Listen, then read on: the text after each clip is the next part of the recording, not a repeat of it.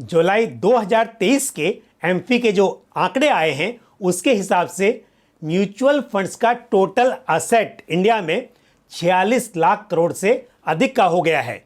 और यदि हम एसआईपी बुक की बात करें तो 15,000 करोड़ से अधिक की एसआईपी बुक हो गई है। इससे ये बात साबित होती है कि म्यूचुअल फंड्स में इन्वेस्टर्स का इंटरेस्ट बढ़ा है और एसआईपी इन्वेस्टर्स की वेल्थ क्रिएशन में हेल्पफुल साबित हुई है। व्हाइट ओक म्यूचुअल फंड ने एसआईपी को लेकर एक स्टडी की है और उसके आधार पर कुछ जो मिथ हैं एसआईपी को लेकर उन्हें दूर करने की कोशिश की है।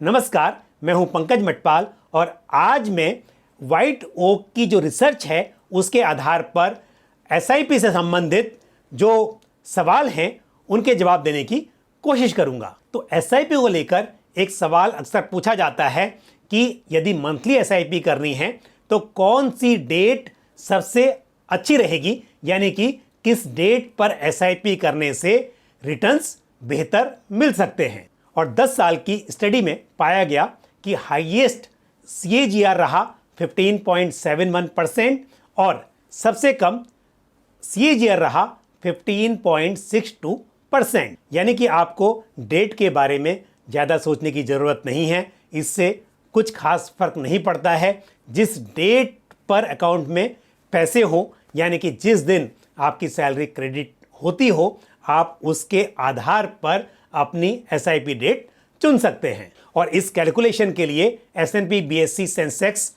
टीआरआई को कंसिडर किया गया है। अब अगला सवाल ये होता है कि एसआईपी डेली, वीकली या मंथली कौन सी बेटर रहेगी। तो कई बार इन्वेस्टर्स अपने पैसों को डिवाइड करके भी इन्वेस्ट करना पसंद करते हैं, यानी कि यदि 10,000 रुपीज़ इन्वेस्ट करने हैं तो कई बार उसे 2,500 पर वीक के हिसाब से एसआईपी के जरिए इन्वेस्ट करते हैं।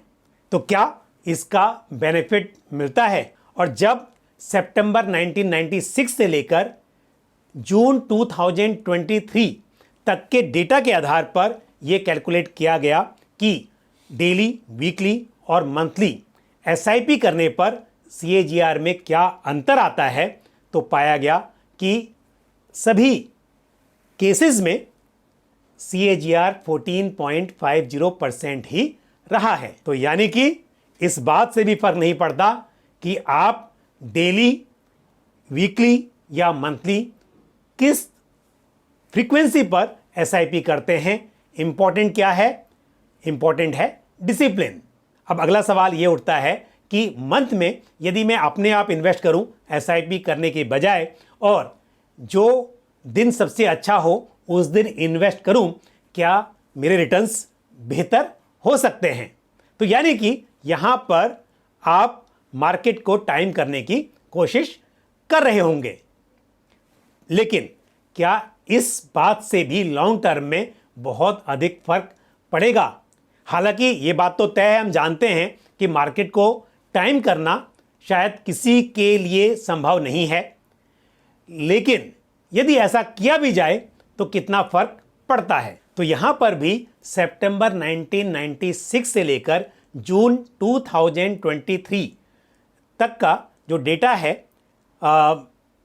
एस&पी बीएसई सेंसेक्स टीआरआई, उसके आधार पर यह पाया गया कि यदि आप मंथ के वर्स्ट डे पर इन्वेस्ट करते तो आपका सीएजीआर होता 14.20% और यदि आप बेस्ट डे यानी लकीएस्ट डे पर इन्वेस्ट करते तो सीएजीआर यहां पर निकल कर आता 14.80% का। और यदि आप मिड ऑफ द मंथ यानी कि 15th of every month invest कर रहे होते तो ये सीएजीआर आता 14.50% का।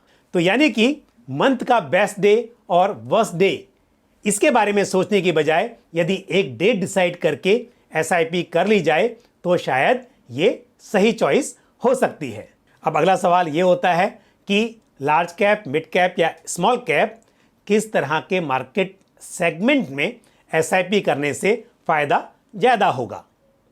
और यहाँ पर 10 ईयर्स के मंथली रोलिंग रिटर्न्स को कंसिडर किया गया तो यहाँ पर रिसर्च में पाया गया कि यदि आप निफ्टी 100 टीआरआई यानी कि जो लार्ज कैप इंडेक्स है वहाँ पर एसआईपी करते हैं तो 10 ईयर्स का XIRR 12.50% निकल कर आता है। और ऐसे ही यदि निफ्टी मिड कैप 150 टीआरआई में एसआईपी की गई हो तो 10 ईयर्स का एवरेज XIRR 16.50% निकल कर आया है। और यदि हम बात करें निफ्टी स्मॉल कैप 250 टीआरआई की तो यहां पर 10 ईयर्स का XIRR 13.60% निकल कर आया।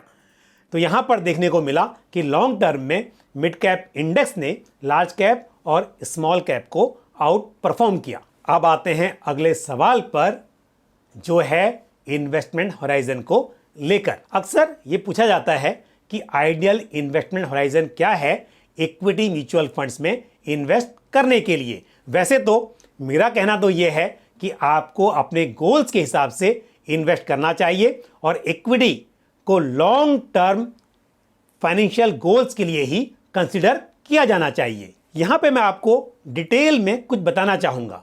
यदि आप 3 साल की एसआईपी करते हैं या हम बात करें रिसर्च की तो पास्ट में यदि 3 साल की एसआईपी की गई है और यहां पर हम इंडेक्स के डेटा को ले रहे हैं यानी कि हम किसी स्पेसिफिक स्कीम की बात नहीं कर रहे हैं, वहां पर काफी वेरिएशन देखने को मिल सकता है। और S&P BSE सेंसेक्स टीआरआई के आधार पर 3 साल का मैक्सिमम XIRR रहा है 52.4% और यदि हम मिनिमम की बात करें तो यहां पर 36.2% का नेगेटिव रिटर्न भी देखा गया है। तो यानी कि 3 साल के लिए यदि आप इन्वेस्टमेंट कर रहे हैं तो ये काफी जोखिम भरा भी हो सकता है। लेकिन यदि 5 साल के लिए एसआईपी की गई तो यहां पर मैक्सिमम जो XIRR निकल कर आया वो रहा 50%।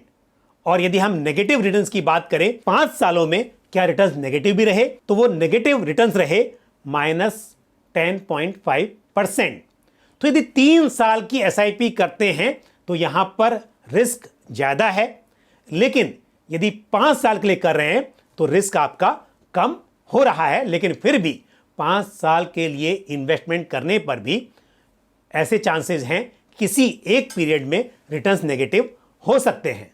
वहीं यदि 8 साल की एसआईपी को कंसिडर किया गया तो क्या पाया गया कि मैक्सिमम जो रिटर्न्स रहे वो रहे 40.80% और मिनिमम रिटर्न्स रहे 1.4%। यानी कि 8 साल यदि एसआईपी की गई तो नेगेटिव रिटर्न्स के चांसेस यहां पर खत्म हो गए। अब बात करते हैं 10 इयर्स की तो 10 इयर्स में मैक्सिमम रिटर्न्स 29.60% रहे, यानी कि हम बात कर रहे हैं XIRR की, और मिनिमम रिटर्न्स रहे 4.6%। तो आप देख रहे हैं कि जैसे जैसे इन्वेस्टमेंट होराइजन बढ़ रहा है मिनिमम रिटर्न्स भी बढ़ रहे हैं, यानी कि रिस्क कम होता जा रहा है।